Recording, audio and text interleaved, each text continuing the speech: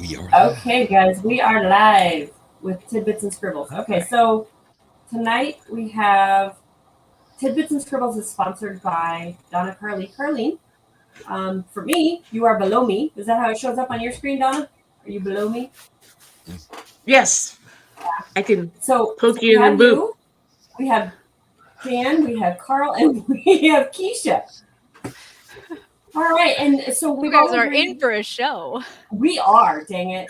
Yeah, really. So, do any of you have anything to work on that you need to brainstorm on? Ooh, I can poke Keisha. I do need a couple of ideas right here. I realize that the final chapter of the book is turning into not any action whatsoever, just domestic bliss at the moment. Okay. And the rest of the book is got action in it. It's not 100% action, but Right. Well, you wouldn't want it to be. no, I've got to either I've got to figure out a way to get him involved in something when he's trying to hide out from his old job, or somebody going to throw this against the wall.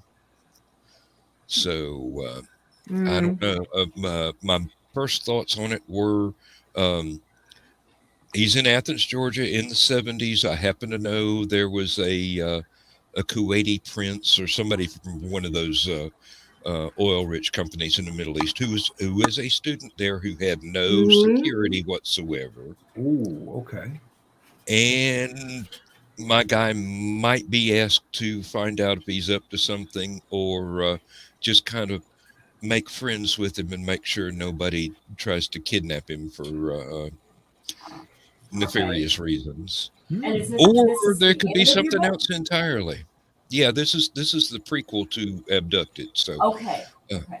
yep, basically the guy's been flying spy planes and been on the ground in the Cold War in Europe all this time, and at the very beginning of this last chapter somebody tries to kidnap him, and he gets away, and then he finds out it's either Russian mafia or a KGB agent that put out a contract on him. Evidently, he accidentally walked into a bank robbery and saved the day without, doing much else. And then went off with somebody's girlfriend, and the boyfriend just happened to have mob connections. So, it's just one of those things. Yeah. So he said, well, can I retire? Do we have a retirement plan that doesn't involve a body bag?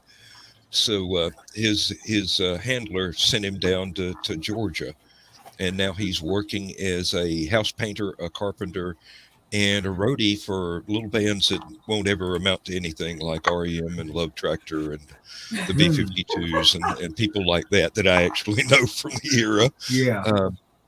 So, like I said, I was over at the university in this time period, so I know for a fact that there was this Middle Eastern prince over there, and the only thing that ever gave him away. If he meets The this only thing prince, that ever does gave that him lead away into was he was always wearing a big fancy jeweled ring and announcing his title in order to pick up girls. Other than that, I don't know much about the dude whatsoever. I didn't ever meet him. Well, I could tell you one thing, having been part of the Arabic community back in the 70s out at DAC, they all claim that. But if anybody challenges you, it is not unusual for an Arabic prince to not have security around him. If he does, they're going to look more like best friends instead of like bodyguards. Yeah.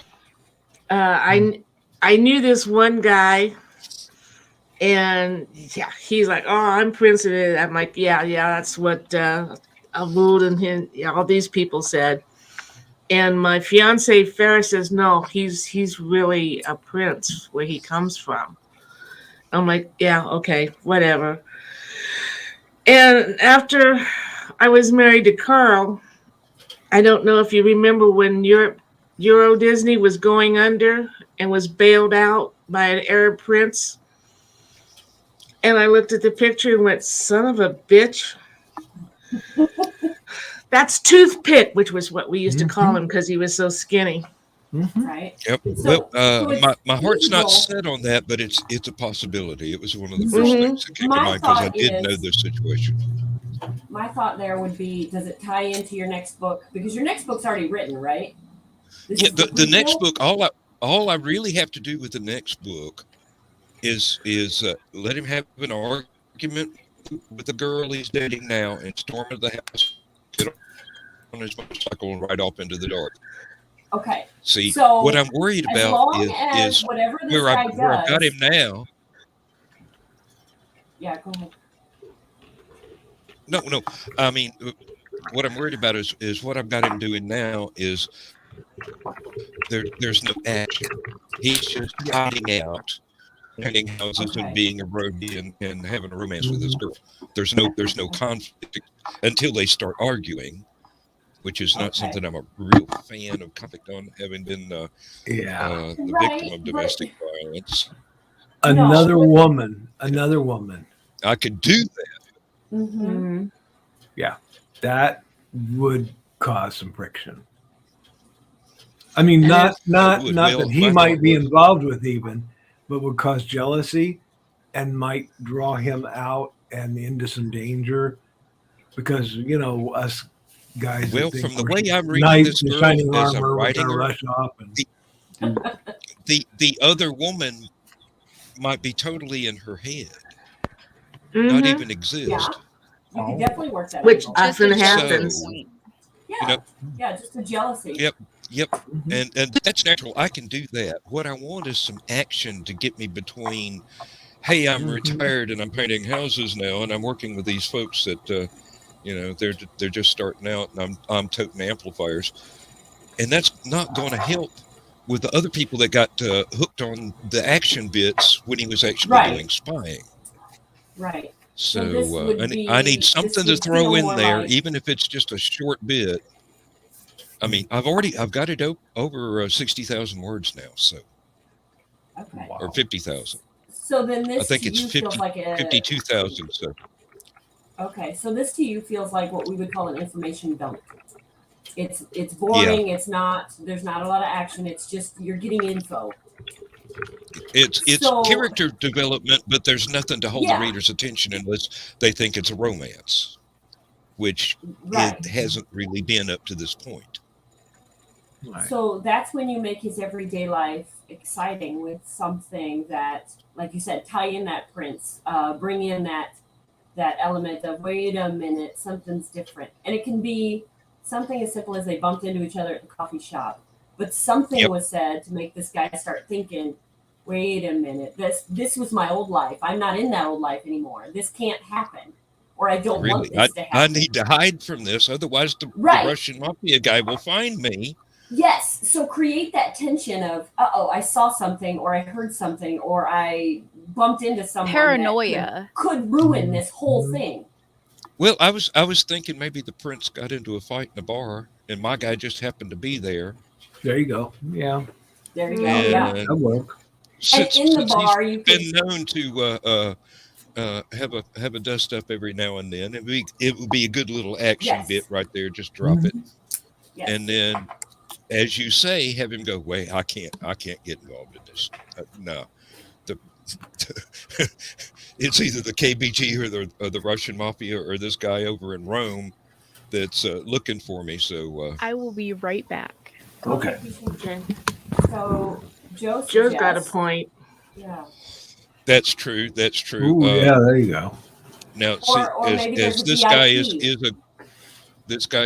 is a good guy. Maybe his handlers there in the local shop would ask him to liaise with the cops about something, you know, Right. Or he's a cocaine VIP smuggling coming ring in. or something. Yeah. Just something. But you know, I I don't know want it's to a implicate general any of my and- friends from the bands, but you know, there was a lot of drugs back then.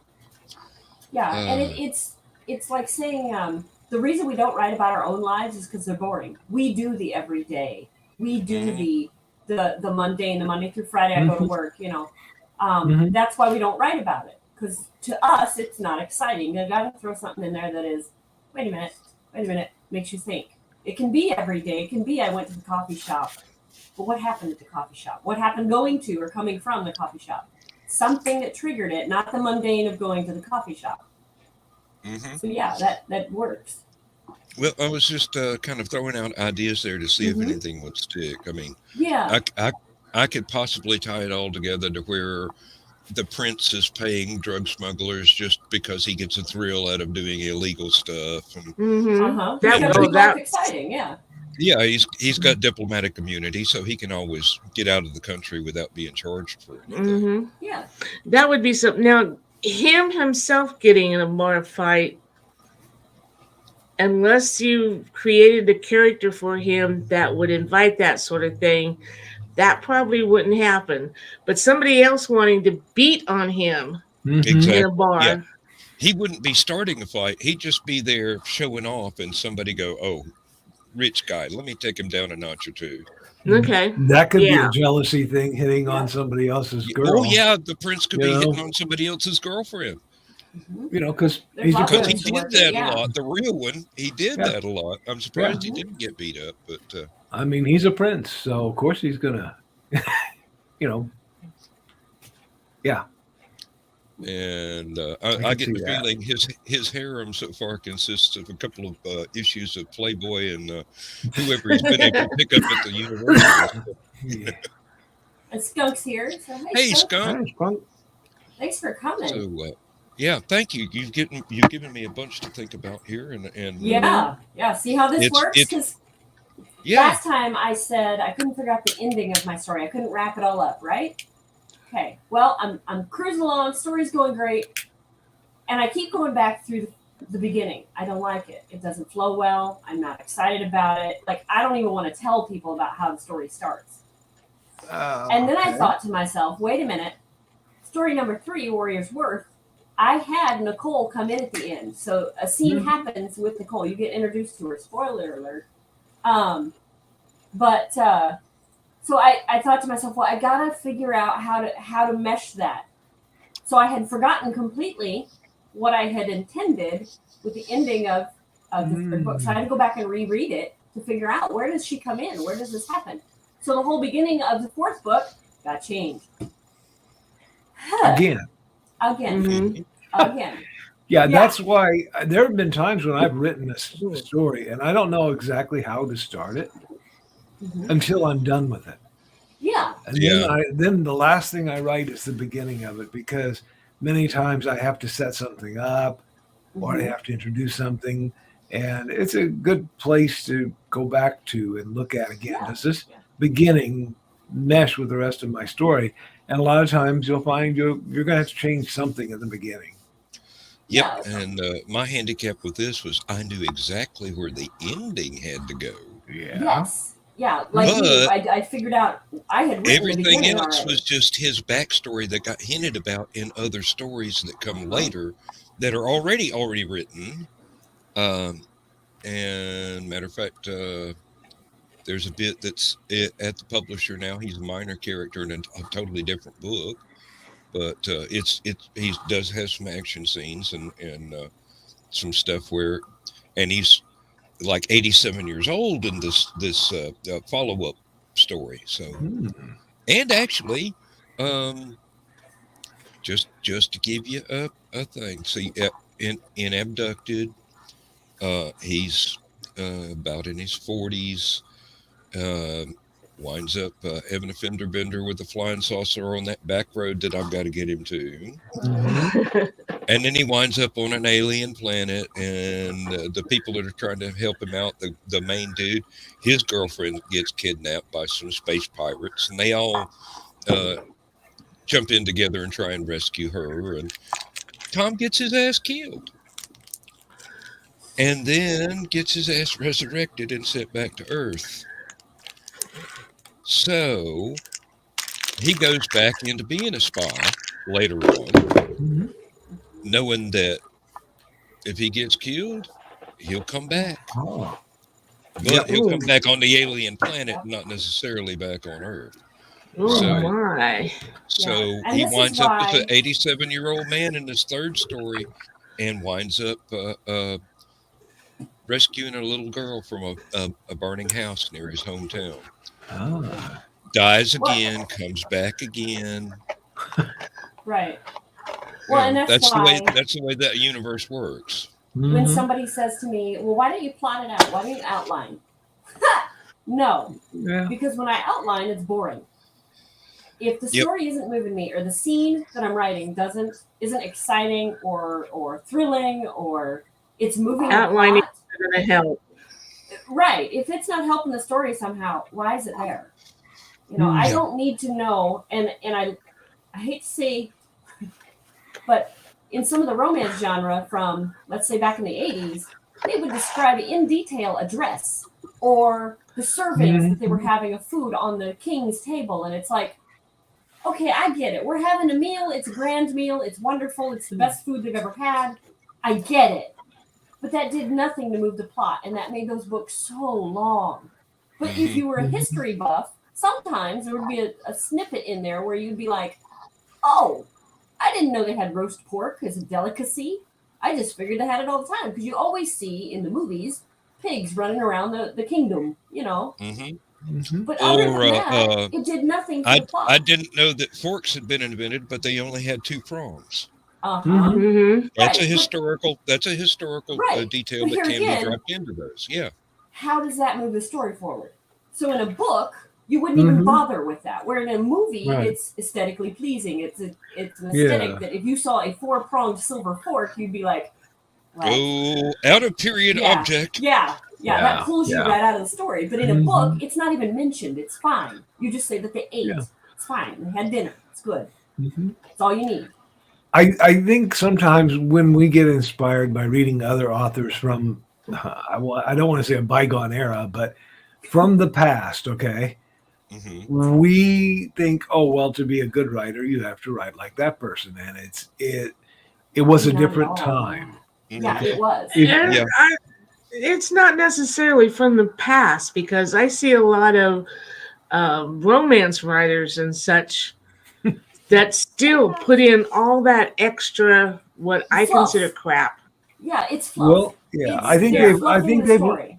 yeah, I think they've learned from reading others, and they think that that's how they have to write as well. And the market has changed even in the last 10 Oh, heck years. yeah. So people don't have that attention span to sit through the entire meal and hear about all the delicious foods and all that kind of stuff. They don't want to hear that. And so Now- we've got to, kick it up a little, for the modern reader, Yeah. Now, I have read one that she described what they were having for dinner, but it was because the main character had to cook it, when normally that's not what the main character would be doing. It was off Yeah. course for her, so it Okay. brought the story together and it moved the plot forward.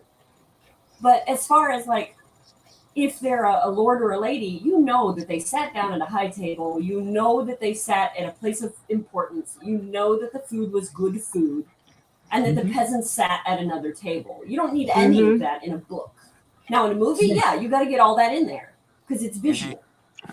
Yeah. Not in a book. Yeah. Just let it As a go. It writer, doesn't you need- might need to know it, but you don't need Right. to use it. And that's Yeah, another thing is exactly. a lot of the research that we do, you'll never ever know it. It doesn't No, make it to really. the book. True. Yeah. It's good, and I you can't need tell it, you how but- much about steam engines that I had to not Oh, mention heck yeah. in a steam. Exactly. Yeah. And then there were 1 or 2 places in the plot where I had to know exactly which pipe ran and what it did, Mhm. but that was only for that one little bit. Ooh, pit. Yes. So I had the knowledge in the back of my head, Mhm. and it came in handy for one scene. Yeah. That's it. I didn't need to describe the design. And of it all could the be as little as one sentence or how it's worded, or stuff. but you need to know all this research for it, because if you misword that or you take that out of context, it's completely wrong and it will pull a reader out. Sure. Yeah. Yeah. And that's like when I did the seduction of Lily Monroe. I had to find out about sex in the late 1800s. I had to find out, did they know about condoms? Did they know about What was in? Did they have indoor plumbing? What kind of indoor plumbing? Right. And out of the pages and pages of all that I have, not a lot of it got into the book. This is Yeah, Lily did her morning worship, but I didn't describe. I just said, yeah, Right. she did her morning worship. Good. That's good. Yep. Yeah. And that moves the plot forward. We didn't need to know exactly how she did it, what soap she used, what it smelled like, and all of that. Keisha's back. All right. And as for condoms, weren't they invented by oh bugger, what was his name? The Great Lover, the one that David Tennant played. Cyrano de Bergerac? No, Casanova. Yeah.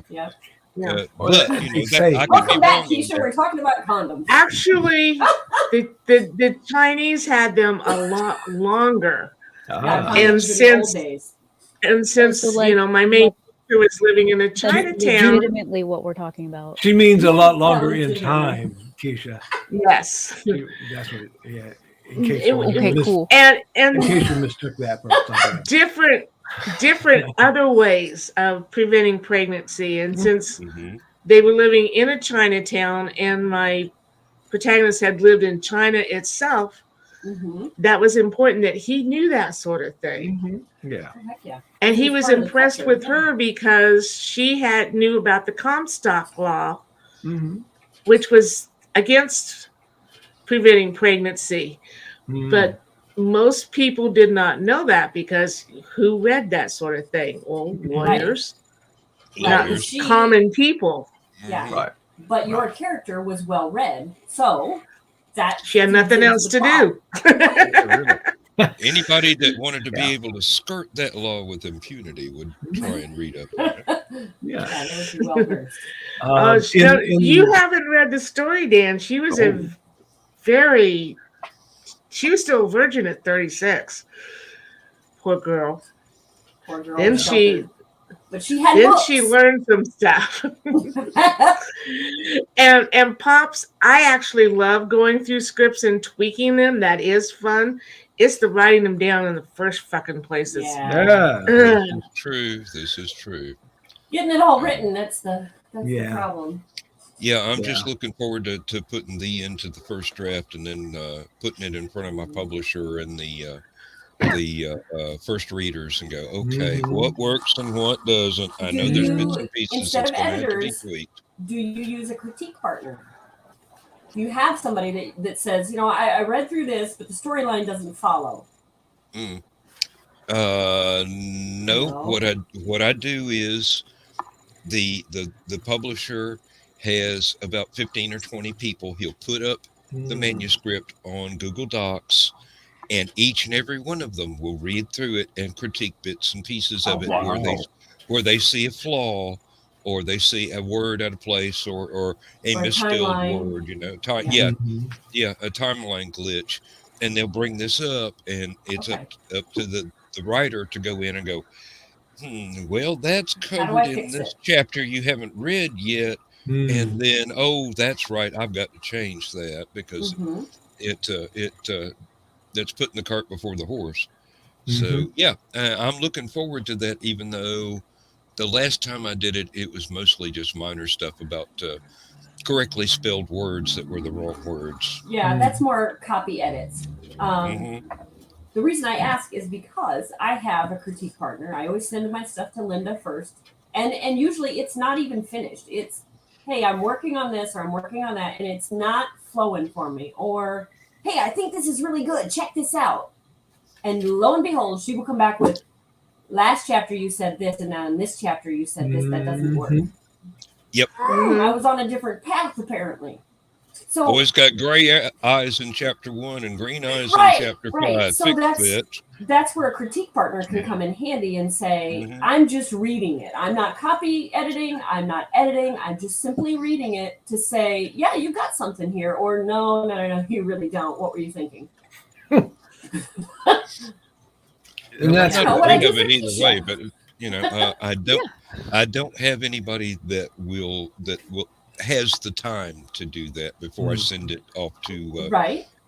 What William calls the read and bleed, where he puts it on Google Docs and lets everybody have a stab at it. That's a good way, as long as everybody's on the same page for doing it. That's a good way to do it.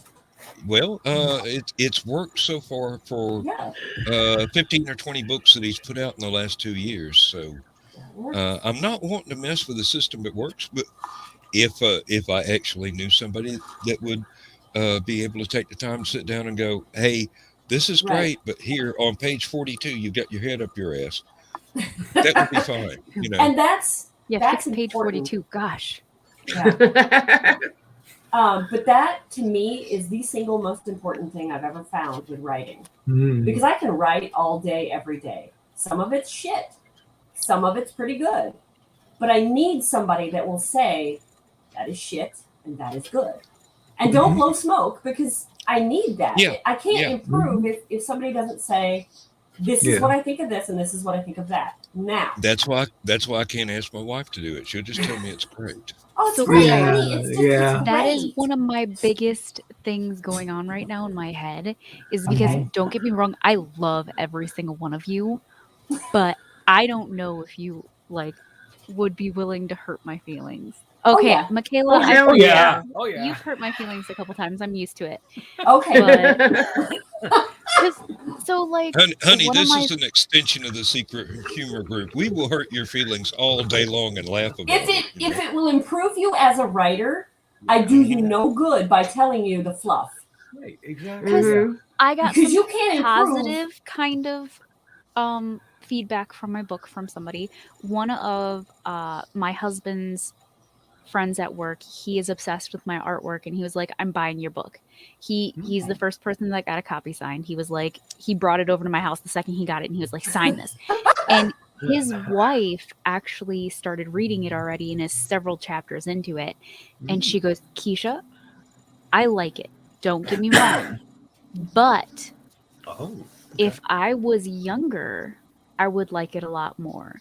She's like, it's written like, she goes, for me, it reads more like a young adult, which is completely fine, because I like how young adult feels. Like, that's generally, and I wrote this 7 years ago.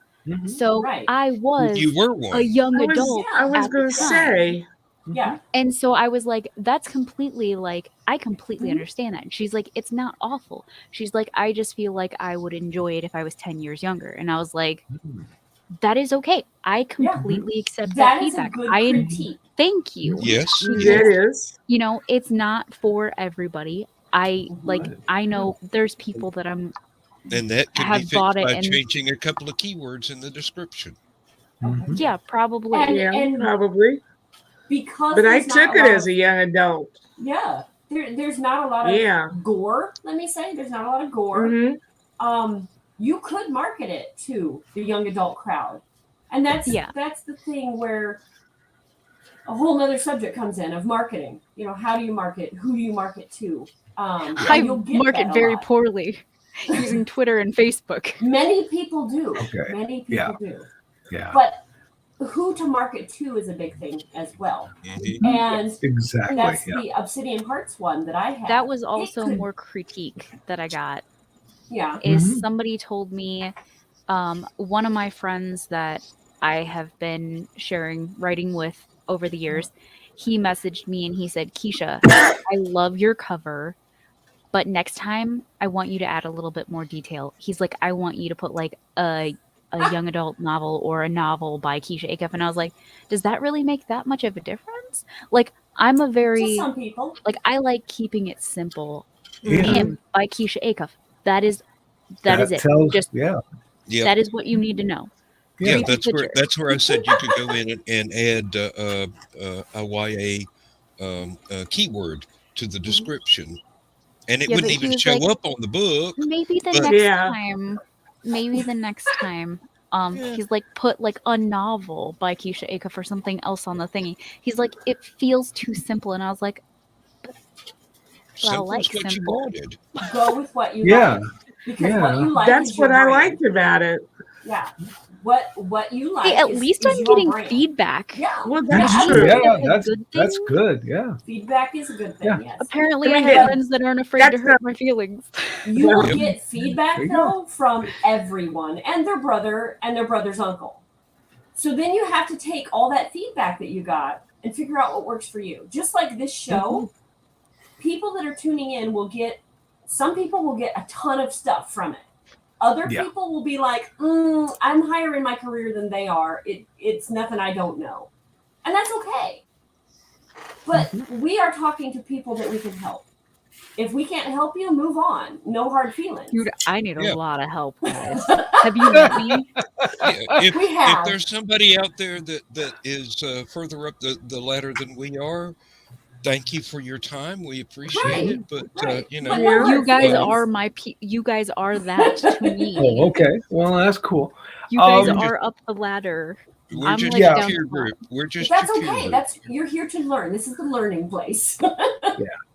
And it's good that your readers give you feedback. Just know that, you know, sometimes they'll give you feedback based on only their experience. And maybe they don't have that much experience. Exactly. And they've not read a bunch of those, and so they don't know. Now, Cindy has a good point that, you know, if you write in a particular genre, like game literature, I mean, you really should say a game-lit novel, because then somebody like me who might not get into that won't look at that one, but I might look at a different one or something. True. Another thing about putting a young adult on your book, if I was going through a book through the books and I saw, okay, that says young adult, I'm not going to pick that up. Bingo. See, I wouldn't either. And your book, any age is going to like. I know I'm very vanilla.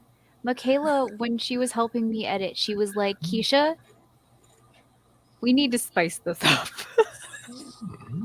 Well, yeah. Can we add a couple curse words in here? And I was like, I don't really curse. Unless you want me to put poop darn in it. Tabasco sauce is not a bad idea. But the thing is, that's why I was asking, is because if you don't put a lot of curse words in it, you can market it to YA. I think we only ended up putting like a couple of them in there. There's a couple in there, But I've heard teenagers at the mall recently, and they curse more than my book in like 2 seconds. My 13-year-old reads Stephen King, so for sure, yeah. She recently told me, or she's 14. Sorry, she recently told me that she's going to stop reading books where they die in the end. Okay, the very next book that she got was called "They Die in the End." Yeah. You know, what do you expect? Hello. Okay, I guess that one was she's rethought. She's like, but I like these stories. I'm like, but they're gonna die. And she's like, I know, but I like these stories. And then she'll come down and complain that she's never gonna read these stories again. She's joking, but it's something she likes, so she gravitates towards that. But she keeps buying them, so obviously she is reading them. So it's a love-hate thing sometimes. For her, it's the suspense, it's the drama, and I didn't want them to die. But if you're not connected to the book or the writer has done a horrible job, you're not going to care that the characters died. Yep. The book she's reading, these authors have done a really good job of, hey, learn these characters, become involved with their story, love these characters, and then, oops, they die. Michaela, the next book that we're doing, I'm gonna curse like Keisha cursing.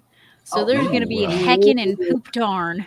And poop darn, okay. And fish paste. That can be a thing, though. Yeah, it could be a thing.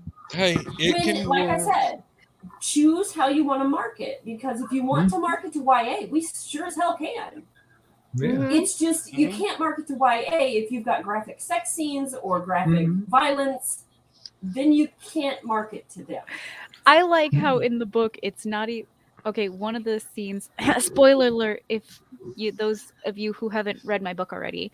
So one of the scenes, she actually goes into a bathroom and she's like, there's a red liquid all over the place. Like, We just say red, like we don't even say it's sticky blood. It's blood, covering yeah. everything. It's everywhere, guys. Yeah. And it's just a red liquid. See, that's where the YA Somebody comes in. spilled sweet and sour sauce all over the place. Something ketchup is all over the place. Yes. Yeah. Oh, So shucks. that's where the YA stuff comes in. We're Shucky darn. Yeah. geared more towards adults or people that are used to hardcore horror. Then you would add in there were guts all over the floor. There was blood all over the windows. Yeah. There was, you know. I would never even know how to. I feel like I'm too vanilla for that. What? That's where to write writing blood comes in. guts You're all like, no, over no, the no, that's floor? just my Donna, writing. I know you're writing, so I know you're not too. No, vanilla for that. Michaela, You only know some of my writing. Mm-hmm. That's concerning. But okay.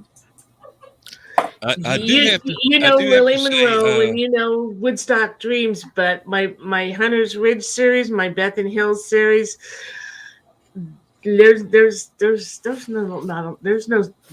no sex. There's referencing sex, but Joe, that's exactly right. Yeah. Yeah.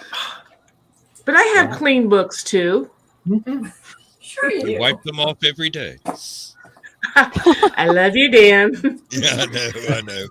That is Shut my up, favorite smart thing. ass. I heard right that there. translation. Yeah. Joe's right. You need somebody that'll say, hey, you need to consider changing this. Just like I came to you, Keisha, and was like, hey, can we put some more of this in there or more of that in there? I'm very concerned as to why my daughter's school is calling me at 8:30 at night. Give me 1 second. Sure. Oh wow. It's probably They an read your automated book. message.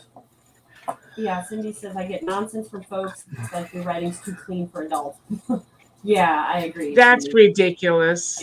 Yeah. That is someone who's a prude. Because I'm sorry, but my mother-in-law, who of course is older than I am, she likes Harry Potter. Isn't Harry Potter weird for kids? Come on now. No. I'm Right. obsessed with Harry Potter, so And that's the thing. Like, Harry Potter is like all ages. Like, are you going to tell me Right, that Harry yeah. Potter is only for kids or it's only for adults or it's only for the middle age? You can't do that. Oh no, Yeah.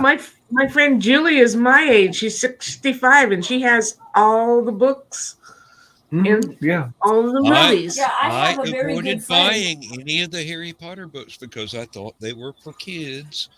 And then a store had a very, very good sale. So I managed to get the first 3 for practically nothing and went through them and I go, holy mackerel, this is some good stuff here. I don't That's know how if you guys that's how they get you. Your first ones are free. I don't know if you guys get this or not, The, but I'm the someone first who's seen hit's a free, but Slytherin and a after that, you Ravenclaw. got to pay. Yeah, no, Yeah. not a clue. You're a Ravenclaw. Is that what you're saying? I'm actually a mix between a Ravenclaw and a Slytherin.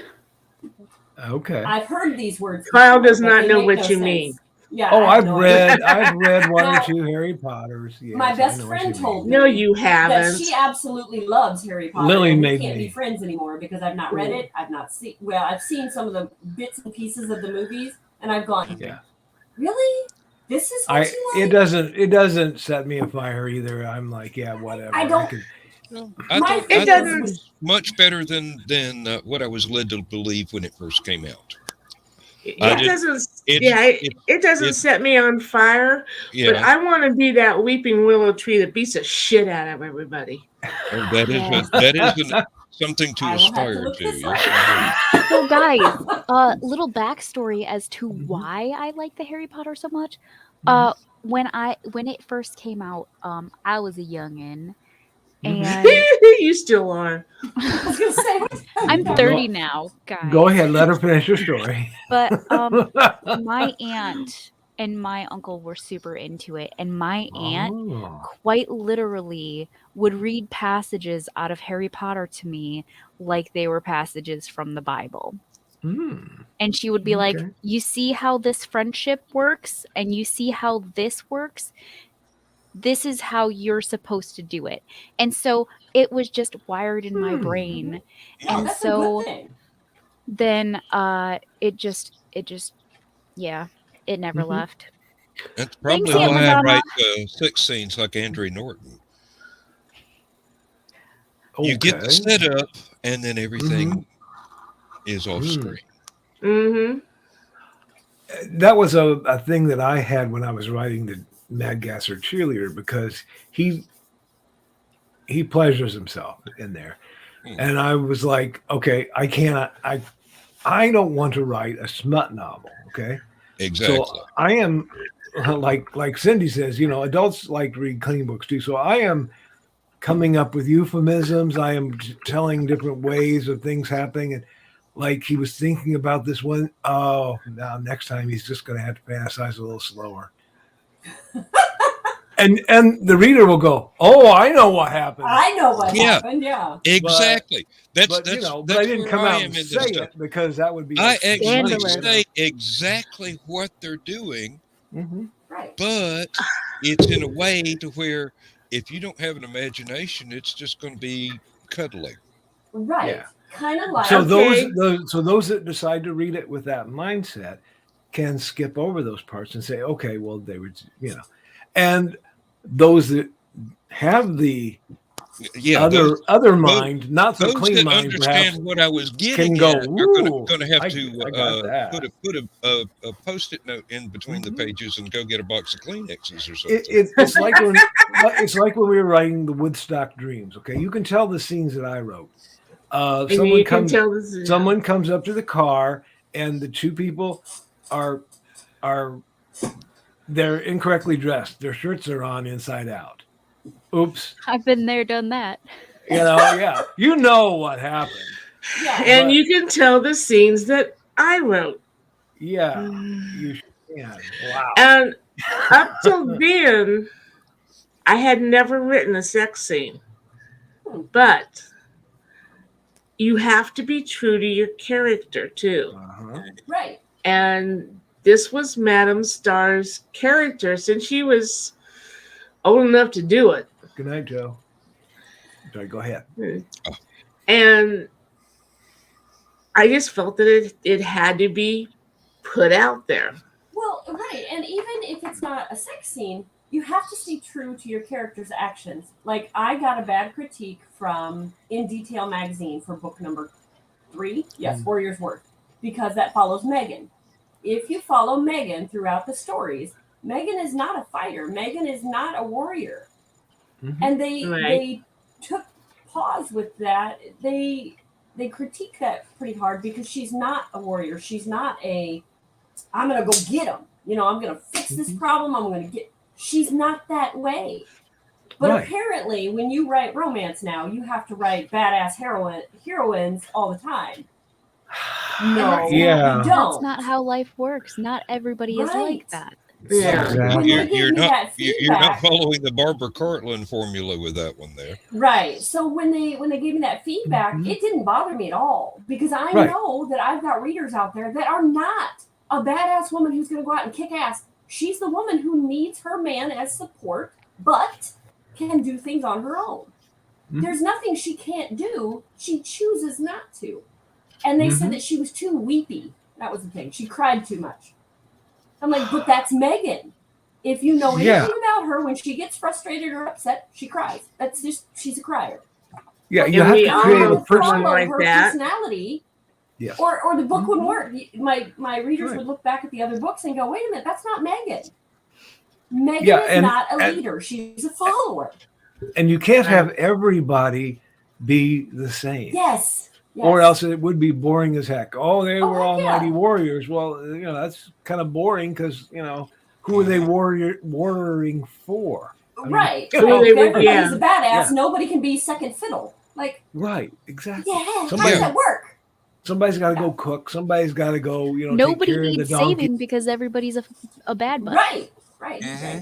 And nobody needs to work through a problem because everybody's problems are fixed.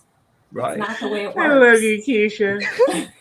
I love the way you cuss. I do. It's so sweet and cute. Okay. Officially, I'm sending my fantasy novel to Keisha to give me a review on. I'm not even finished with it yet. That comes after the spy story, and before I can get into the next spaceport bar stuff, I've got to finish the fantasy story. Yeah, see, there you go. And Keisha, it's full of talking animals. Ooh. Okay. Right up Keisha's alley. Cool. Yes. I talk to my animals all day long. Well, these would Cindy's talk right, back and complain if the food was not seasoned correctly. Yeah, thanks, Cindy. Yeah, that's what Yeah. a lot of people think you have to have in every book or every movie, and that's not the case with every person. Female lead character has to be right. Not Red Sonja. Scarlet Widow. If that's the case, Donna's in trouble. Beth and him are in trouble, that's for sure. Yeah.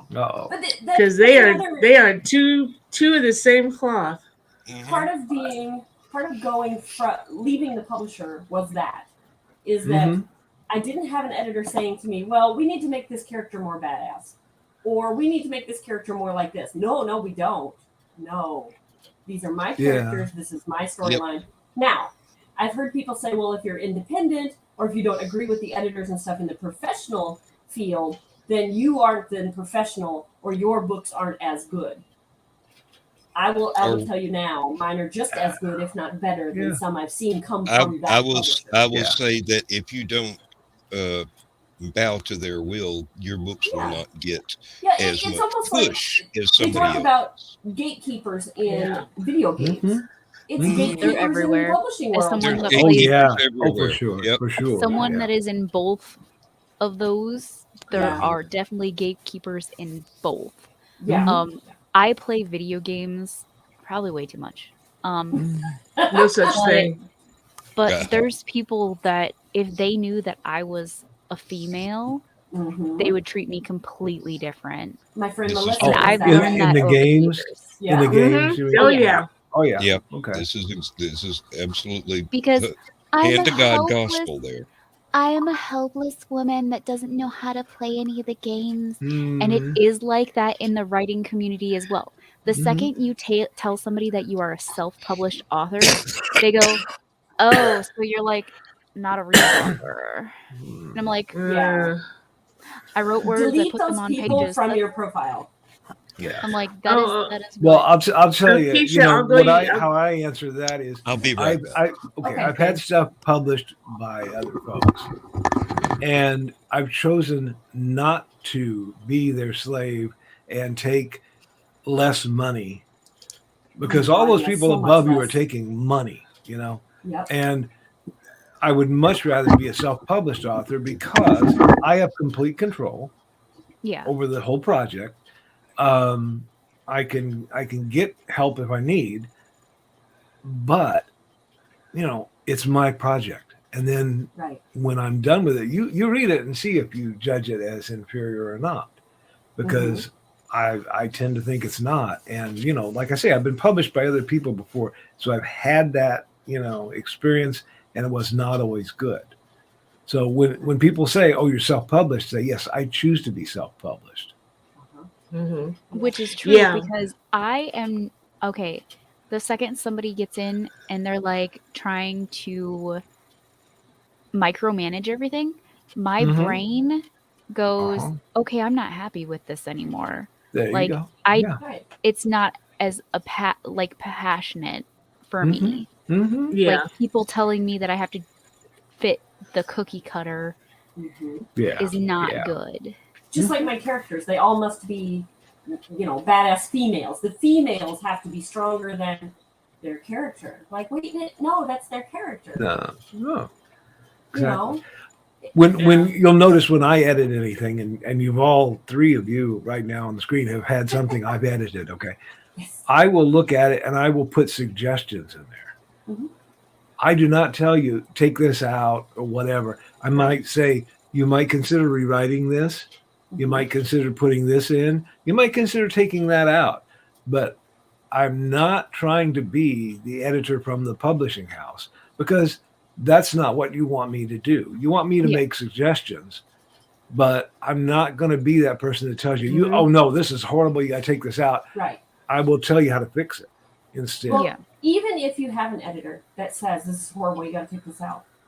If you do that, it's up to you. It's your choice. It's Yes, your book. exactly. Yeah, Unless you go through a publisher and they get final say. they do. Yeah. With the publisher having final say, as far as editing went, with this publisher that I dealt with in my experience, they would push. I think you should reword this. And they would push a couple times, but I was strong enough that I pushed back and I said, no, this is the way I want to word that sentence. And it was one word, one sentence. To this day, would it have made a difference? Probably not. But I stood my ground and she let it slide. Now, I don't know if that's one of the reasons that we didn't hit it off very good, that I wasn't willing to let her just dictate. And sometimes there's power plays, that one word might not matter at all, but it's a way of saying, I'm the editor and you're just the writer. So. Right. Yeah. And Keisha, I have a similar story. Okay. Not only being a female gamer, but being an old female gamer. They're like, what are you doing playing video games? Like, honey, if I hadn't played Doom, you wouldn't be playing World of Warcraft right now. Right. By the same token, people are going, oh, well, at your age, you kind of have to self-publish, don't you? And I'm like, no, if I hadn't dealt with publishers when I was in my 20s and 30s, and that's why I'm self-published now. Yeah. Because I didn't want to go through all that bullshit. No. Okay, so newbie at the self-publishing. Okay, so since I am published through Amazon, am I allowed to publish on other sites as well, or not while it's in the... Not while it's in Kindle Unlimited. As soon as you want to, you can, and that's the thing, you don't have to keep it in Kindle Unlimited. You can pull it from there. And as soon as you do, then you can publish on other platforms, including Amazon. But while it's in that program, you cannot publish anywhere else. So that's why some of us will do like 3 months with Kindle, 3 months not, and see where your sales go. And if you get more sales with Kindle, put it back in there. If you get more sales going wide, which means you're selling in Barnes & Noble, Walmart, Kobo, Smashwords, everywhere, then great. Yeah. But you do, as Cindy Cap just said, you've got to pull it out of Kindle Unlimited before you can do anything else with it. Yeah. Now, does Amazon have the program where they will also put it in like Barnes & Noble? Amazon's in direct competition with Barnes & Noble. So they won't. Okay. See, that's the one thing I like about Lulu is that actually it can appear anywhere, and they have a program that is absolutely free that allows you to list it in Barnes & Noble. You can list it in other places. On Amazon. It can list it on Amazon too. Yeah. And that's what I said on my Facebook page tonight. Drafts to Digital is finally, their on-demand print is in beta right now. And so they're trying to get it, they're trying to work out some more things. They said they need to tighten some screws and things before they let it go live. But right now it's in beta. So you can do it with, I think, Smashwords. I've not played with Smashwords yet. But I know Drafts to Digital, you can go wide and go through Amazon. Cindy's got one Lulu, here. You can do it in the comments. Ingram, yes. Ingram Spark is another one. If you go through Ingram, they put it everywhere. Drafts to Digital does or too. You can ask them to put it you everywhere. You can even, when it goes, Keisha, when it goes wide, you can even put it in libraries. So that I am currently writing things down, taking notes. But that's when it goes wide and you can put it in libraries, you still get paid every time it goes to a library. Now, granted, you get like a nickel every time somebody rents that book from the library. It's not up per page. It's just a nickel when they take it out of the library. Isn't whether that's ebook or Kindle physical book. Unlimited, that's the per page read? Yes. Okay. Yes. Yep. And that's a good idea. And only that's a good if, idea. I don't know if they fixed this yet or not. Somebody correct me if you know, but originally with Kindle Unlimited, unless you set your book reader up to do the page flip, where it looks like it's actually flipping the page of a book, then it wouldn't pay the authors. If it flips the page of the book, it'll pay the author a penny a page flip. If it scrolls, the author gets paid a penny for you renting that book. Oh man, I didn't know that. Yeah. That's harsh. So I don't know if they fixed Yeah. that yet or not. I have to go look at that. Man, that sounds like a bad bug. Okay, That's something I haven't imagine educated most of myself you yet. have something published through Amazon. I do, yeah. Mm, Carl and Okay, Donna go so- through Lulu. yeah. Not published, but yeah, we go through Lulu when it's put on Amazon. Yeah. Okay, Yeah. because I was obsessively checking my book because duh. Mm-hmm. But Yeah, you'll learn Something not to you do that. do. You'll learn not So- to do that. I was looking at the sales ranks and I wasn't sure if I should be proud or not. But like Okay. as for the sales ranks, it says that I'm 215,500 in the Kindle store. Okay. That's I'm good. 6,901 in horror. Oh, That's good. Okay. I'm 11,228 in horror literature and fiction. Hmm. Good. And I'm 17,152 in action and adventure / fiction. So I wasn't sure if like anybody pays attention to those. We do. But what we want Or is like- a little orange banner. So, you know, a lot of the more experienced authors will not even pay attention until you've got a little orange banner that says bestseller. Now, Yeah. if you read any articles from big publishers, from big publishing, they will say those little orange banners don't mean shit. Because there are so Yeah. many different categories. There's romance. Then from romance, you have like 50 or 60 sub genres. Mhm. So depending on those keywords that we use and the genres that we put it in, depends on what you'll get for rankings. If Mhm. you put, and that's the other thing that Amazon has a hiccup with. Some people will put their books in the wrong category because they know they're the only book in that category of that type, and so their rankings go straight up. Mm-hmm. Yeah. So those little Oh. orange banners that say #1 in or bestseller in this category doesn't mean Yeah. bucket. Yeah. Yeah, Yeah. I'm still learning everything. Yeah. It's If, one of if those, you, yay, #1 bestseller, and then you're like, Yeah. it doesn't mean buckets. Okay, great, thanks. and that's based on sales and it's based on a time period. Mhm. So I mean, you know that's going to change with sales, and Yeah, as your book gets older, it may not rank as high. right. That's And some why people people say if keep you're putting out new constantly- books. Right, and some people say that if you're constantly marketing, you'll see that number kind of stay steady.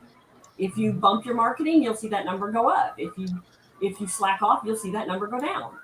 And Cindy's got a point there with her latest one. Yeah, I once got a 4-star review because the cover was computer generated art, which was still beautiful, and not a painting.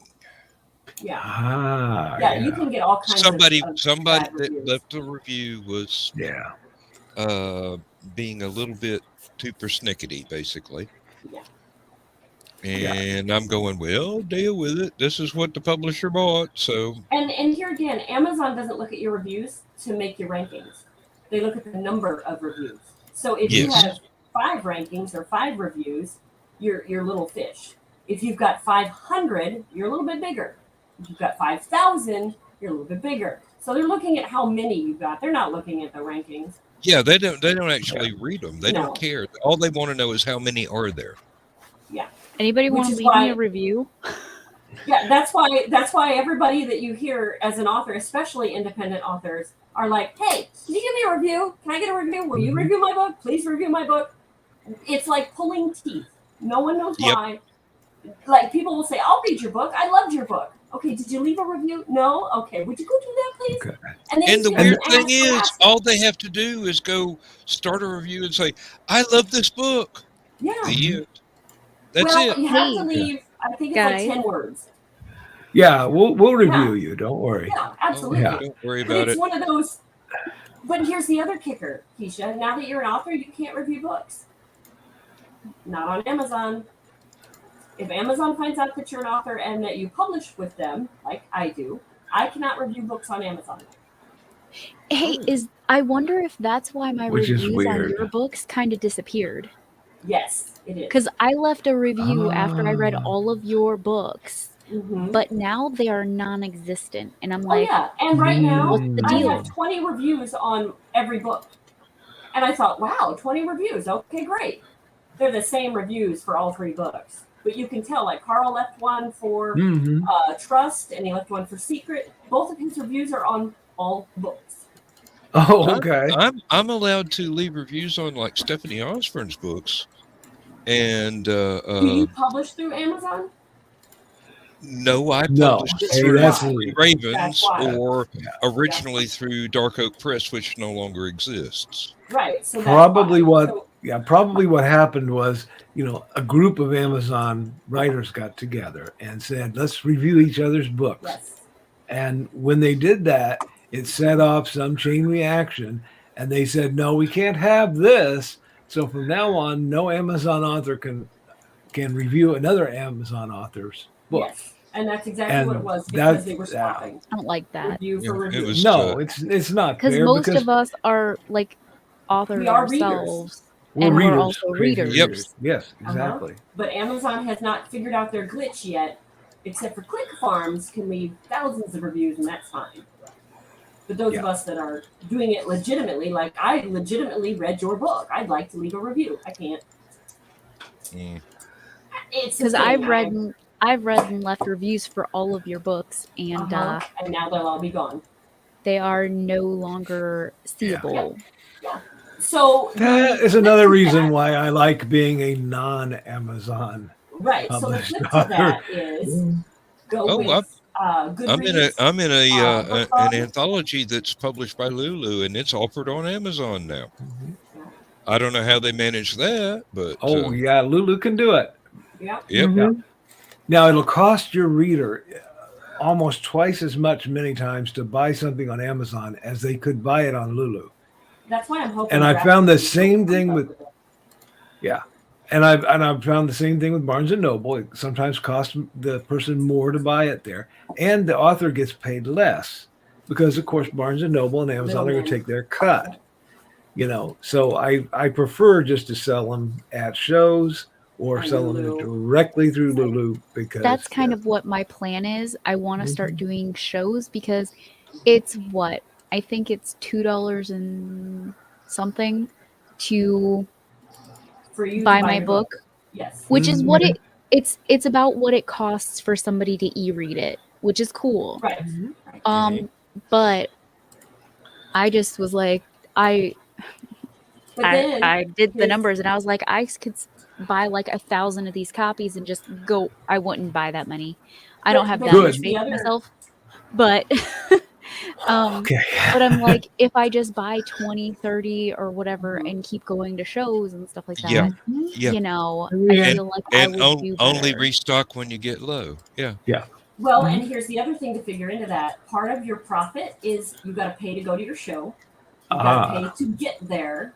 Is it an overnight show? Do you need a hotel? That comes out of your profit. So really, yes, you've sold the book, and you say, okay, well, if the book is $2 and I made $10, I have an $8 profit. No, you don't. You got to figure in your table fee. You got to figure in your cost to get there and get home and food, whatever. So really, yes, it's one of those. Yes, it seems like I'm bringing in money hand over fist, and it's like, no. The only thing with that is I'm one of those people that I love the experience of going and doing stuff like that. Exactly. So for me, like, I'm like, I may have sold 20 books and only made like 5 cents, but I got to go to a con.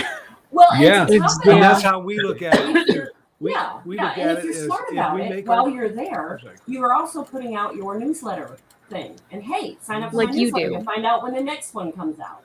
Yeah, and in some cases with some cons, you don't have to go to the expense of getting a vendor's table.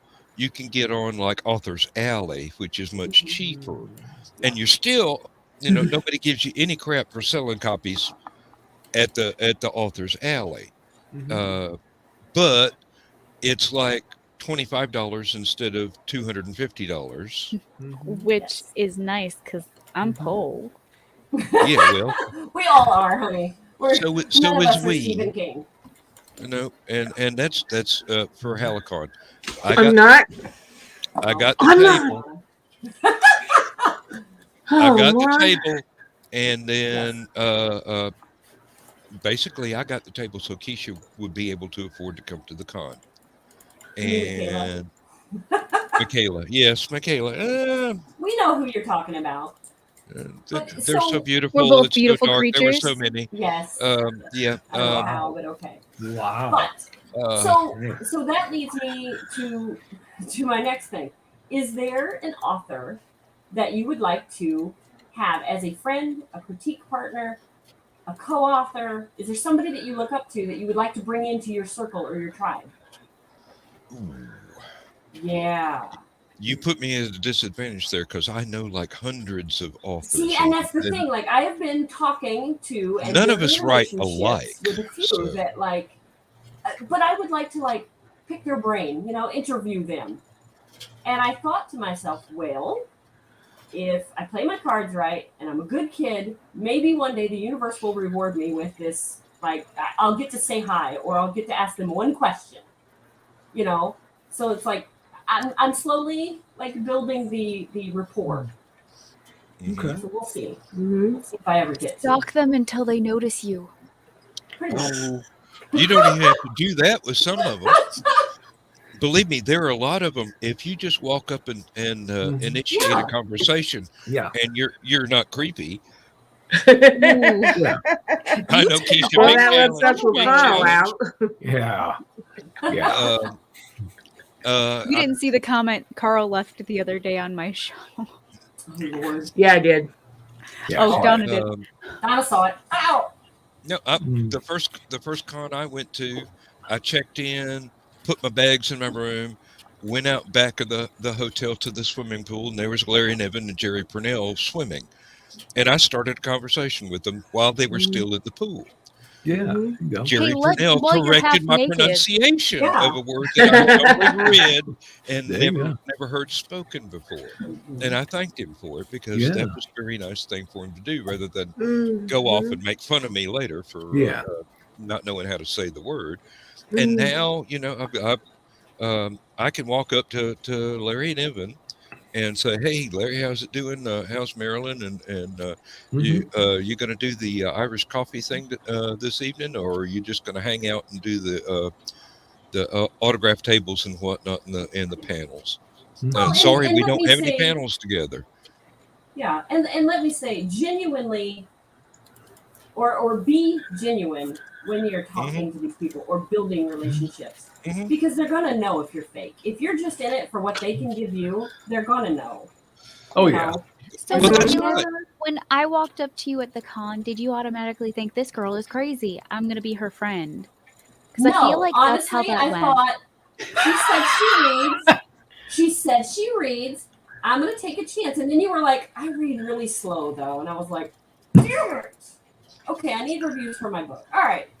Well, I'm going to talk to her. She lives in the area. Maybe she'll be a writer I can pal with. Maybe she'll be a writer I can critique with.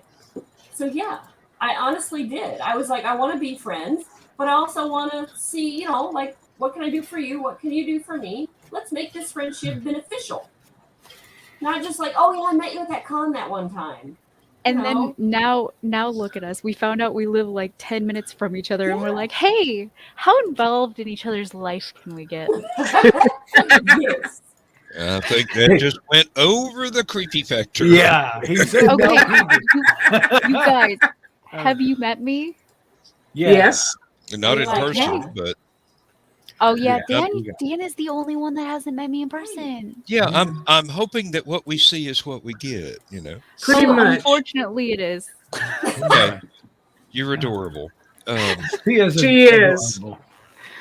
But yes, we will have to get you out there to shows and stuff. Yes. So there's a con at the end of the month. Yes. That's another thing I've learned though is don't throw all your eggs in one basket. As in, since I am in the romance genre, a lot of the romance writers will go to book signings only, which I get. Okay, fine, go to a book signing. But at a book signing, you will pay anywhere from $125 to $300 a table. Yeah, easy, depending on if it's just a book signing or if there's other things going on that we can like writer workshops. The last book signing that I went to, it was strictly just books. It was not a con. It was not a farmer's market or fair or festival. I sold one book that was not pre-ordered. I had one set that was pre-ordered, and I sold one book while there. Now, was a $225 table worth it? No, not at all. Nope. Did I get to network? No. I did not get to network with a bunch of people. So that's maybe the worst part about that. Yeah. Yeah. Had I had more that was the time nice to thing network, about Helicon. that would have been worth it. Because if nothing else, network with people. If you know that your sales are down or there's just not the foot traffic, make it worth it by networking with the people around you. Mm-hmm. Even if it's only the table next to you here and the table next to you here, network with those people. They may never work out for a critique partner or a beta reader or advice giver or anything like that, but you've networked. People are starting to know your name. Yeah. And it helps because we went to a small convention in Mattoon, and I went and I sat next to Brian K. Morris and talked to him for a long time at his table. Okay. And he says, I don't know if you've met Eric Hawkins or not. And I was like, oh yeah, he draws. He's an artist, whatever. But I saw what he was drawing. And I'm like, okay. So later when I needed a cover, I knew exactly that Eric's style would be what I needed. So Eric got a job from me drawing my cover just from having met at the convention. Just because I liked his art style and what he was doing. But if it hadn't been for that networking and Brian saying, hey, have you met Eric? Right. I might not have ever known. And I would have had a different cover, and people love that cover. So it fits the book perfect. Oh, that's fantastic, Cindy. Yeah. Cindy, is that the QuadCon we know? That is the one. Cindy, next time we go, we should all like buddy up together. Well, and Cindy has to stay close to Des Moines, I think it is, because that's about where she lives, and she doesn't have time off. The next one I think is in. It is. It's January 30th. I will be there. Because I think that is the one Bruce and I are planning on trying to go to. Okay, cool. It's a one-day show. It's on Sunday. We're not going to actually do. We're just weirdos that want to go to the con. No, that's fine. I'm just telling you, it's not Saturday and Sunday like it sometimes is, but it's just a one day. But and it's on what day? The 30th? Sunday, January 30th. Apparently this one is like the biggest con in Iowa. It's huge. Maybe I should go for it. The square footage is huge. I think he's full. That's the other thing. Like, you got to get in on the list. You got to jump in and say, hey, I want to be there. And anytime there's a couple shows coming up in Peoria. Check those out.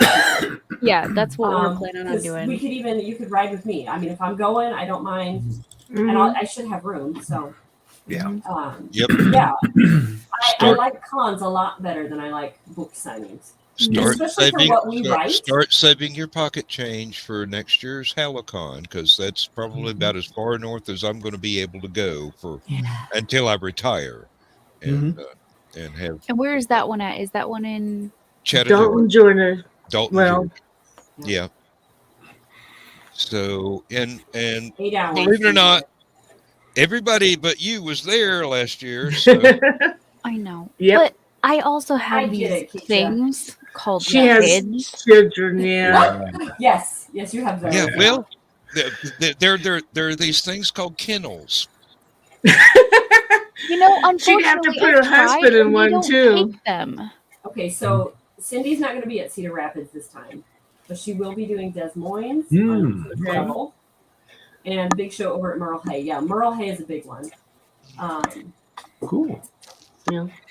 Yeah, most of the time, people get this idea when they're first starting out. I'm going to become an author. I'm going to write a book, and I'm going to make a lot of money. And no, sorry, that's not how it works. Not how it works. What it means is I'm an author. I've published a book, and now I'm going to spend a lot of money so that people can buy the book. Right. And maybe I'll make some of the money back, but not all of it. And the rest of it, you have to count as like vacations. That's what we do. My whole goal was just to get my, I made this thing. Yeah. I want at least somebody to see it. I honestly, past that, don't care. Right, for but you. now it's like That'll- potato chips. You can't have just one. That's my whole attitude. So That's- my husband yeah. was like, "So, how long before you like publish the next one?" And I was like, "Well, honestly, I've got enough crap to publish like tomorrow. Am I going to? No, because Why that's a not? lot of effort." editing and the editing and editing and So I yeah, told 'cause- him that maybe I'll put out some of my poetry. this year Mm. because I have a ton of poetry dating back all the way to my youthness, Mhm. my youthness, like the youthiestness. Mhm. And Now, so- now, poetry is something that doesn't need a lot of editing. Right. Yeah. Yeah, so that would be very easy to do. But I was going to comment on the interaction. That's how I got. That's how Ted Davies ended up doing my cover for Dragons and Wizards. We were talking in a room one night, and he said, "Can I do that for you?" And I'm like, "Okay, I've seen your stuff. I like your stuff. This is what I want. What would you do with it?" And we talked back and forth, and finally, like, "Yeah, I like that." So, that's what I got. Yeah, the networking helps. Yeah. It does. Literally, you guys are the sole reason that. I mean, yes, I've published with other people in anthologies and stuff like that, but you guys are the sole reason that. I'm pretty sure there was like a knife involved or something. Now- I don't know Like about you- that. Correctly. Like I don't know you've who were you holding experienced, it though, on. Keisha. There was a lot As of you- pushing and You screaming. weren't supposed to see that. Oh, But- shucks. But as you experienced, there's a lot to publishing. There's a lot Yes. to, okay, I've written this story. Now I want to get it published. How many steps are there between here and there? And there's a lot. There's a lot of work. Lots of that goes crying into is it. involved. But now, but now that you've done one, Now you're confusing writing with publishing. There's a lot of Yeah, crying that's involved in true. actually Oh, writing. that's true. That's what, because writing, I can sit there and write for hours on end, but the publishing part, that's where the crying comes in. Yeah. Well, and that's another thing when you see on social media, people will put, I wrote 5,000 words today. Or people that say, I couldn't write 500 words in a day. It's just different. Don't ever compare Yeah. yourself to them. Don't ever say, well, that person can write 5,000 words in a day, or that person puts out 8 books a year. Like Why can't you'll I sit do there that? and you'll be like, I've only written like a bajillion words today. And I'm like, I wrote 2. And it Yes, was in but my planner. It doesn't matter. Because, so here's the Eat behind the scenes snippet. Yeah. For anybody that's out there thinking, like, I don't know how they do it. Okay, here's a behind the scenes thing. I can sit and write all day some days. Some days I can't write 3 words. Yeah. Mhm. Oh, Yeah. here's Yeah, a perfect yeah. example. I put in 3,000 words Saturday at the minimum. Mhm. Now, for 6 months before that, I didn't write a single damn word. Mhm. You know, Yeah. you put it on Yeah. a daily average as the year goes, and my average is not very high. Mhm. See, I like to call it Wow. my Cindy. seasons. Yeah. It depends I on the have day. seasons Yes. where sometimes I will have the audacity to sit and write a ridiculous book about something that should probably never exist. Okay? Other I've days read the I'm like, Necronomicon. other days I'm like, okay, I haven't written for months. Cool. Yeah. Yeah. But then by the end of it, you guys, I know everybody else hasn't, but you guys have seen I have a binder stack this big of just Okay. stuff that I have printed. Mhm. Okay, and that's what I was going to bring up. I'm putting out a book about every 6 months. Most of this stuff has been written 20 years ago. I have, like you, a backlog of stuff Mhm. that I'm just now publishing. We're going to do that with you too. I mean, you've published one. Don't you have the fever now? Yeah. Don't you want to see another one Yes, I have- published? I do, but I also don't have the money to pay more editing. but that's not here We'll nor there. work something out. Yeah, that's not here nor there. So So Michaela, how many eggs do you need? Oh, eggs, Yes. yes. Eggs. Yeah, there you go. Actually, lots, and yeah, we can talk about that. 2 dozen a week will do nicely. Easy. Hey, I go through almost 2 dozen a week. Yeah. So My daughter does too, like a day. I mean, I run a chicken farm, so I mean that's probably a decent thing. But yeah, she ate At least she's eating 10 healthy. eggs today. There you go. Hey, well, Oh, don't master's catch her on the cat stuff. backside. Woo. Wow. She only eats egg whites, so it's not as much. But Okay. We were talking about, writing so many words per day. I write in fits and spurts, and I usually it's if I get inspired to write something, I will sit down and just write it, and just won't stop writing it. If I'm not inspired to write it, like what is happening now with the return of the Mad Gasser cheerleader, I don't like my character. I didn't like him in the first book. He's worse. He's worse. He's worse in the second book. So Yes, but that's him, not you. So right. Yeah. So And the other scenes involving other people are coming along well. Him, not so much. But I don't like you. Yeah. But I will sit down in the early morning sometimes, and I'll start writing, and I'll get a whole bunch out. And then a couple of days go by and don't do anything. But what helped me last time was the NaNoWriMo in November. I love doing that. I did not win this year. Oh, neither did I. okay. I didn't even play. But just having that thing of saying paper during the month won. Yeah, exactly. And the idea was, you're going to write something in November, and that arbitrary imaginary deadline made me write the first book and get it done. It helps me too. But then halfway through the month, like when my husband's birthday comes up, my anniversary comes up, my son's birthday comes up, you don't have to choose November. It could be a different month. And that's what I do the Camp NaNoWriMo. So I have a shirt from all the ones I've done. I've got way too many shirts. There you go. They're like 10 times too big on me now, but I still wear them because they're comfy. That's good. Heck yeah.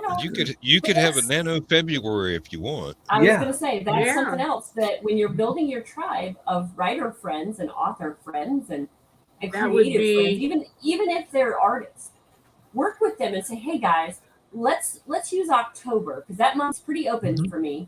Let's use October and just cram out all the work that we can cram out. It doesn't matter. I actually do that. It's called Inktober or Spooktober, depending on which one you do. Yeah, I do that every year. Right, and it can be any month. Whatever month works for you. Yeah. I only write when I get a scene in my head. So without that, I might sit there for half a year without putting down a word. Right. I know what I want to happen, but until I see that scene in my imagination, I could sit there and stare at a blank page all day and even try and type, but it's not going to come. It's just not going to happen. Well, and that's why I think the brainstorming helps because you can say, okay, character A is going to the store. This is boring. I need to spice it up. And then your friend gives you an idea and you're like, well, that's kind of what I was thinking, but it's not. So that's where the brainstorming comes in, where a lot of authors, I think, in my opinion, they don't really have writer's block. They have idea block. They don't know where the story goes next. They don't know what they should throw in. My favorite thing to do is, this is going to be hard for you guys to believe, okay? But I have some really weird dreams. And so what I do is I have a dream journal where I write down if I remember any bits and pieces of my dream. Like the second I wake up, I've got just journals of dream journaling. And I tend to write down what my dream was about. It could be just like gibberish words first thing when I get up. Like it could be the cat bark, meow, arf arf, and I will write it down. And then I look at it later and I use a lot of those to start some of my, like, get my imagination rolling because during the day I'm like, I cooked food again for my family. I also I went to the bathroom several times and I took a nap. I've not taken a nap in years, but oh God, what do I wish I did? But like that's kind of how I get my juices. Actually, running. that's something that a writer's course in college will tell you to do, is to keep a dream journal like that, because where do you get some of your best ideas? Yeah, a lot of people get from dreams and such. One of the things I use, because I lately have not remembered any of my dreams, although I know I'm dreaming, I will take a walk, because I was reading a study one time a few months ago. It said something about, you know why writers get all their ideas in the shower? Because there's no phone, there's no distractions, or hopefully there isn't, but if you're a mom, good luck. So the idea is you're in the shower, you can't have your phone on you, you normally don't have music playing.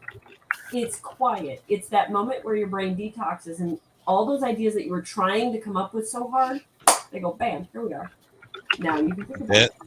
That is why some of my best ideas have come back when I was on the farm, driving a tractor around in the field. Because it's mindless There's work. nothing. Yeah. It's mind numbing. Right. Or at work at the factory. It's absolutely, there is no cognition involved in what you're doing. It's all automatic. It's all muscle memory. Yeah. Your brain is free to roam the halls of Asgard as much as you wish. Normal people have that? Yes. Yes. The other thing I don't know that you would call me normal, but right. No, I wasn't going to say that, but we're all just freaking weird. But the other thing that boredom is a great creative crowbar. Yeah. I think a lot of my issue is I have really bad ADHD, if you guys didn't know.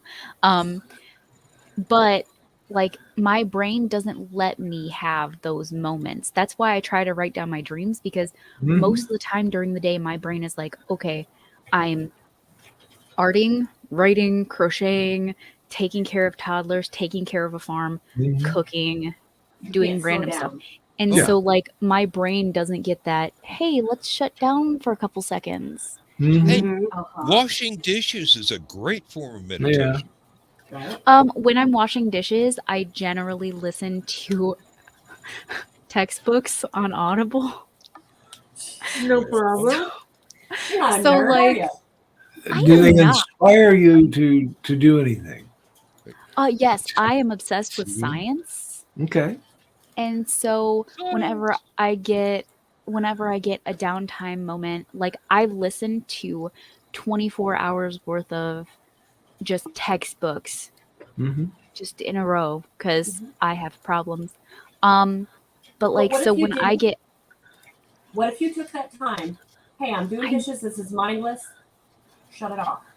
I don't know how my brain, like, I don't know how my.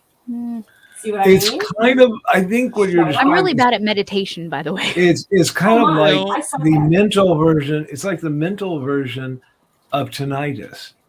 It's constantly there. It's like you have ringing in the brain of ideas, and except it's words instead of just noise. Yeah, and that's very difficult to work with. You will probably find in your writing that it's going to take a little more effort. It's going to take more time, and since you've got a backlog, you're okay for a while, you know. But for your next project, when you sit down to write again, you know, don't expect to do 18,000 words, because it's not going to happen that way. Just be happy to get a few down. You know, now I don't outline exactly, but I will open up a Word document and start typing some things in there. And I'll go, okay, in the first part of this book, I want this to happen. In the middle, this happens. In the end, this happens. I do that. Okay. And that is my outline, and I fill in around it more and more until the whole thing is done. And that helps me because at least it's down. Okay. Yeah. So when I have the idea, I got it in there. And so it's not really an outline exactly, but it is an outline because it fills in and gets more and more until eventually all the words collapse into boom. Yeah. I'm like that. Exactly. Yes. I'm like that when I'm writing. I'm actually seeing a movie of what's going on. Exactly. And yeah. Once it starts flowing and the idea takes hold, you're not consciously stringing the words together.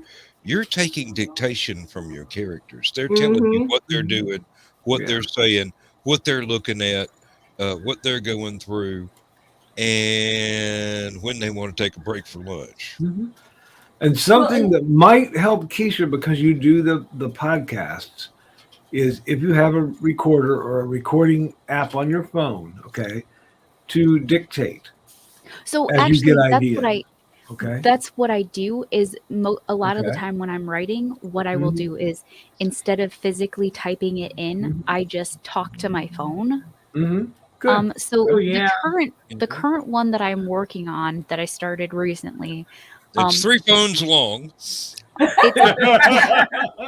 3 phones long. No, but all it started out with is I got it in my head that for the next book, I don't know how I don't know if I want to work on him like 2 yet. So my brain was like, if I want to take a break, I want to do something that's what I put down in my phone is I want to do a cozy novel. One that you could like just kick up your feet, start reading next to a fire, drinking some hot cocoa and stuff like that. And I put in there that's the feel I want to give off for the next one that I write, which is generally a lot different from what I do write. So instead, I'm writing down what the feeling I want to get from the book is, that's the actual book yet. Yeah, Cindy, when I try and stick to something like that, the voices in my head stop talking to me. That's what happened with the fantasy novel. I tried to stick it to a formula, and they said, "Fuck that," and stopped talking to me for 6 months. Well, and I've heard write your character's manifesto. So then you know everything there is to know about this character and how they would react to whatever scene it is you throw them into. Like, that's great and all, but things change. Well, Donna, you have that, but it's a mental. You don't write it down. I guess, but in Hunter's Ridge, Carly she has kept to herself so long that things are only coming out now. The more she is comfortable with being with someone. I don't know if it's in this latest book or not, but she confesses to her best friend Larry that sometimes she walks into the bedroom and sees BJ asleep there and thinks and wonders when he's going to go home, and then she's like, "Oh, wait a minute, he is home." And she just revealed a very big thing in this book, and she reveals it as she reveals stuff that the next one's going to be. Whoo. Oh boy, okay. Yep. Cindy, for me, and I can't speak for anybody else, for me, writer's block is when the characters get pissed off at me and they stop talking. Exactly. Or I've written something they don't like, and then you don't understand this anymore? No. And then I'm like, what do I do now? Come back. It's like, you're not the boss of me. I'm going away. Right. Yeah. Now here's my friend. She and I were talking back and forth, and I said, "What do you mean you can't write? You're one of the best that I know. What do you mean you can't write? What's going on? Tell me what the hell is stressing you out that you can't write." And she's like, "Well, it's not that I can't write. The character's not telling me what's wrong with her hands and why she won't show anybody her hands." So in other words, in layman's terms, she couldn't figure out where the story was going because she needed something to be wrong with this person's hands that they wouldn't take their gloves off. Ever. So I said, so we start throwing ideas back and forth. And we're like, what could be wrong with her hands? Could it be that she got scarred in a fire? If so, where did the fire come from? Was it a cooking accident, maybe? Was she in a house fire and couldn't get out? Did she save a little boy from a burning bush? what is it that caused her hands to be so scarred? Is it burns? Is it not burns? Is it scars from something else? So that's where all that brainstorming came in, and she went, oh, damn.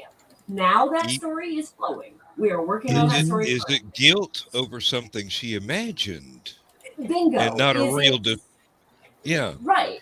It could be many things. So now that story is flowing, and we still haven't solved why she won't take off her gloves. But because we got past that block, that mental, I can't write it because I don't know. Yep. Well, has that come out in the story? No, it hasn't. But we're writing on it. Yeah. Exactly. Yeah. Sometimes it helps to just, push on to something else. Like I'm not writing the current book in order because that was not working so well.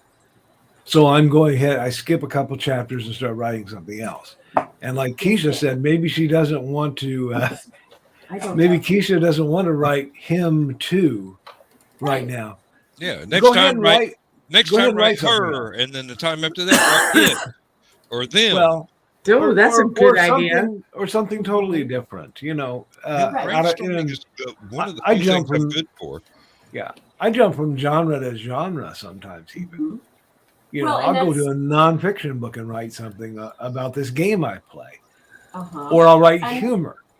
And then I'll come back to this other, I'm currently working on a historical Western romance with my co-author, Linda.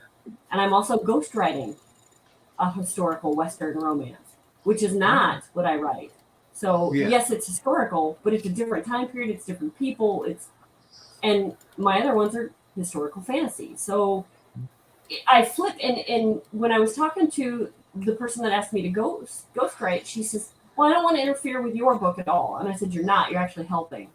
Because when I get kind of what I think is stuck over on mine, or I get bored with it, I go back to the other. And then I figure out why I was bored with that first one, and I can flip-flop. Yeah. Cindy's right. You can do a whole lot of planning and still end up mutating stuff, and but you have to have some plan in order to go forward. Otherwise, your book will just meander all over the place. And I've read books like that before, and it's not good. I mean, because your reader is not going to put up somehow. with it. It doesn't flow. We were talking earlier. Oh, I'm sorry. Go ahead. Go ahead. Well, we were talking earlier about putting a lot of stuff in there about the meals and things. In this book that I'm working on now, I'm telling the guy about the guy's finances a little bit. He's got money from this, he's got money from that, and I'm sure someone will go, "Why are you telling me all this?" Well, I'm telling you this to tell you he's well off and he doesn't have to work. Yes. Okay. Because in the next paragraph, I say, "But he went back to work." You think, why? Why did he go back to work? Well, he went back to work because he wasn't annoying enough people. Right. Just sitting around his trailer being rich. There has to be a reason. He went back. Yeah. Yeah. Otherwise, him going back to work means nothing. It doesn't move the story. It doesn't mean anything. You have to know that this dude is well off. He doesn't have to work. Exactly. He went back to work because he can pick on people at work and bully them. What kills me is there's some his main motivation to go. Yeah, and He's a jerk.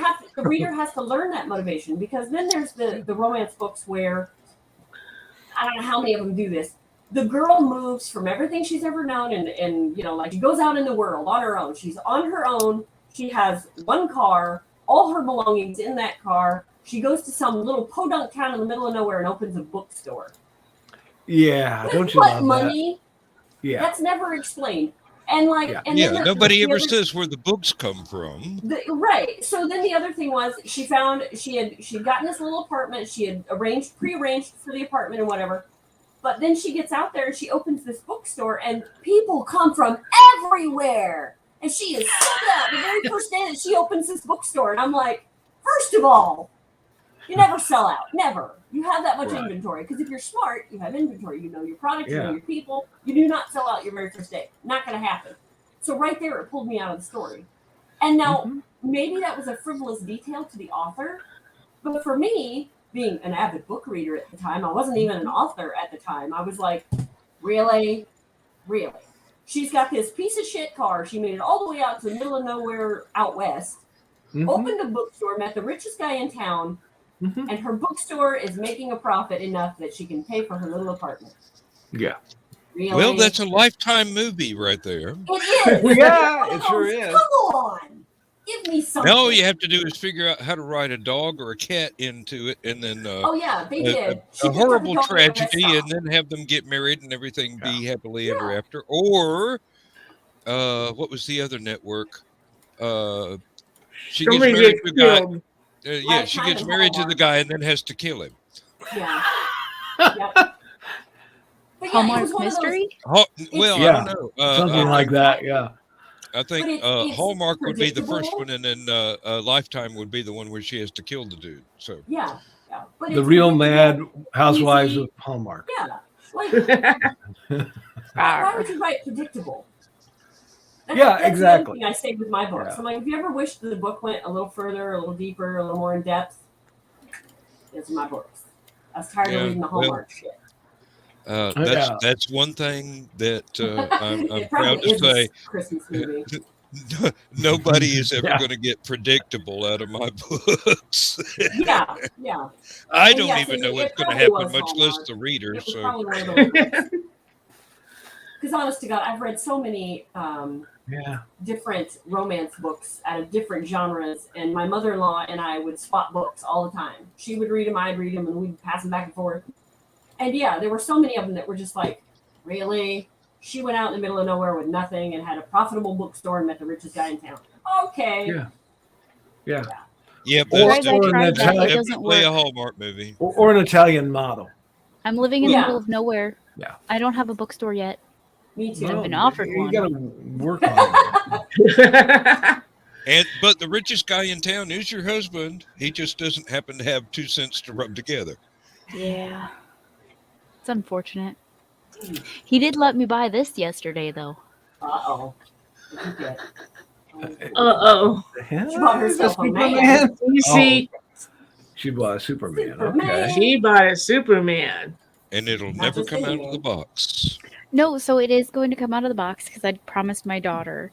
I'm doing a... Don't tell some of your friends. They will go ballistic on you. Oh, really? I'm doing a fundraiser next weekend. And so one of the panels that I'm on, actually 2 of them, one of them is DC movies and the other one is an entire panel on Smallville. And so we went to the store to get something and I was like, can I have it? And my husband was like, only if you let me buy these minifigures. They're called like Sip Cody or something like that. And I was like, deal. There are conditions. There you go. Yeah. So my daughter was like, I really want to open it, Mommy. And I was like, after my show, you can open it. You should open it on the show. That'll sign everybody. My daughter would probably kill me because I promised her she could open it. But we'll see. She could open it. Okay. Yeah. Okay, guys. We'll see if I'm being bad mommy. We are almost at the 2-hour mark. So. Wow. Oh, wow. Yeah. So let's go around the room and give your best advice for when you're not feeling creative. How do you get through that? Who wants to go first? Yeah, no kidding. Go ahead, Carl. Do something else that is creative. Okay? Like when Keisha can't write, she draws. So do something else in your world that is creative in some respect, even if it's not writing. Just do something that makes you feel better. And I think that will help you be more inspired to do something in the writing. Yes. So I'm going to kind of go off of that. And so that's true. That is what I do. If I am not feeling up for writing, there's a couple things I do. I either just write anyway, even if it's like just in my daily planner saying, hey guys, I had an awesomely fantastical, horrible day. but it's still technically words. Mm-hmm. It is. Mm-hmm. Or, like I said earlier, I crochet or I do some form of art, because then I'm still creating. Mm-hmm. But I also, if I don't feel up to doing those and I still feel like I want to write, what I will do, like I said, is I said that my next book, I want to do something cozy. Mm-hmm. So what I'll do is I'll go on Google or Pinterest or something like that, and I will make a board of what I want it to look like, what I want it to feel like, and just get ideas There you churning on, go. okay, Yeah. this is what I want it to feel like, or this is what I want this character to look like, or this is what I want their outfit to look like. And then that kind of helps me get through that next part. Because Yeah. A student that listens. Somebody that listens. Holy shit. How about that? Because all that is stuff I would say. My only other tidbit I can give you right now is what works for me is taking a walk or taking a shower or that complete zone out. Get rid of your electronics. Get rid of whatever. Don't listen to your music. Just go. Just walk. Just be at peace. Wherever your happy place is, go find it. Mm-hmm. What you got, Donna? I watch murder shows. Yeah. Hey, whatever works. that's a good idea to me. Because I promise I was nowhere near there in 1967. Yeah. and it's like I found out on one that you could actually, you know, your toe print is like your fingerprint. It's very individual. Yep. And I'm like, oh, I could use that. So I'm using that in my latest thing. And I get little ideas like that come up. And Carl was Keisha's very got glad. to go check it. Yeah, it's skin. They can even. And Carl was very, I don't pay that much attention very to my happy feet. that I don't try things out on him. Yeah. Oh, here's one. It. You've got a character that leaves a toe print somewhere, but they've got really long toes, and the cops think it's a fingerprint. Oh. They never think yes, to check all the of your skin- toes. Fodder for the next book. But yes, Yeah. all of your skin has individual parts. You could get a nose print. You could get a palm print. You could get a leg print. I mean, Especially if you're extra every wrinkly. piece of skin. Unless you're twins. Right. Thank you, those of us of a certain age. Unless you're twins. Because twins can not only share the same DNA, but they can share fingerprints. Really? Wow. That would be If they're identical twins. the very, very close twins. Yeah. Mhm. Just one step away from being conjoined. Mm-hmm. All right, guys. Well, I will. Like I said, we're almost at the 2-hour mark, which is phenomenal. We've covered a lot of ground tonight. Mm-hmm. Is there anything else anybody needs help with? Anybody's brainstorm on? I would say if I were giving somebody advice, daydream as much as possible. Yeah. And write it down, talk it into a voice recorder, your cell phone, whatever. Don't be afraid to go into huge amounts of detail. Just that daydream is a scene. Mm-hmm. Yeah, and the better you can make that scene translate into words, the more vivid it's going to be for your readers. Yes, absolutely. So daydreaming is very, very necessary. Mm-hmm. It is. All right. Okay, guys, thanks for coming. It was awesome.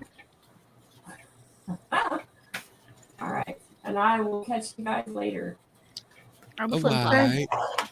Good luck, everyone. Bye. Bye. Thanks for dropping by, everybody. Right, Bye. Will.